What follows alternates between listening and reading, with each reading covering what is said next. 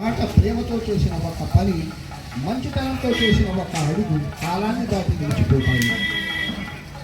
అందుకే కళ్ళపాక మేలుకో, నీ నేలలో పుట్టిన ఆ మహానుభావుడిని ప్రపంచానికి మళ్ళీ పరిచయం చేయి. ఆయన పుట్టిన గడ్డ కేవలం ఒక గ్రామం కాదు, అది తెలుగు భక్తి సాహిత్యానికి ఒక పుణ్యక్షేత్రం. ఆ నేలపై నడిచిన అడుగులు అన్నమయ్యను కేవలం పాఠ్యపుస్తకంలో పరిచయం చేయకండి. ఆయనను పాటగా నేర్పండి, భక్తిగా నేర్పండి, జీవన విలువగా నేర్పండి. ఎందుకంటే అన్నమయ్య కీర్తనలు పాడితే గొంతు మాత్రమే పవిత్రం కాదు, మనసు కూడా పవిత్రం అవుతుంది. అన్నమయ్యను చదివితే తెలుగు మాత్రమే రాదు, తెలుగు ఆత్మ కనిపిస్తుంది. అన్నమయ్యను అర్థం చేసుకుంటే వెంకటేశ్వరుని మాత్రమే తెలియదు, మనలో ఉన్న మనిషి గురించి తెలుస్తుంది.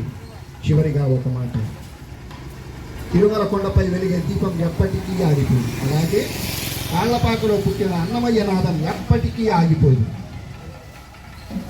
తరం మారవచ్చు, కాలం మారవచ్చు, సాంకేతికత మారవచ్చు, కానీ వెంకటేశ్వర అని ఒక భక్తుడు హృదయం పిలిచినంత కాలం అన్నమయ్య బ్రతికే ఉంటాడు సజీవంగా. అన్నమయ్య ఉన్నాడు అతని కీర్తనలో, అతని భక్తి ఉంది మన హృదయంలో, అతని స్వరం ఉంది తిరుమల గిరుల్లో.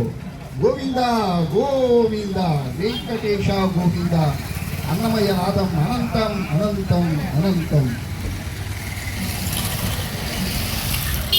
ఆ నాదంలో ఆయన అంశలో పుట్టిన ఓ మహనీయుడి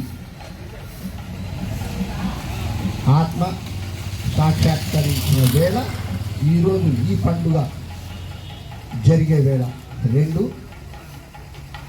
శుభంగా రావాలి అనే తపనతో పనిచేసిన మన డాక్టర్ కృష్ణంరాజు బాలరాజు గారిని ఈ సందర్భంగా మనందరం స్మరించుకోవాలి.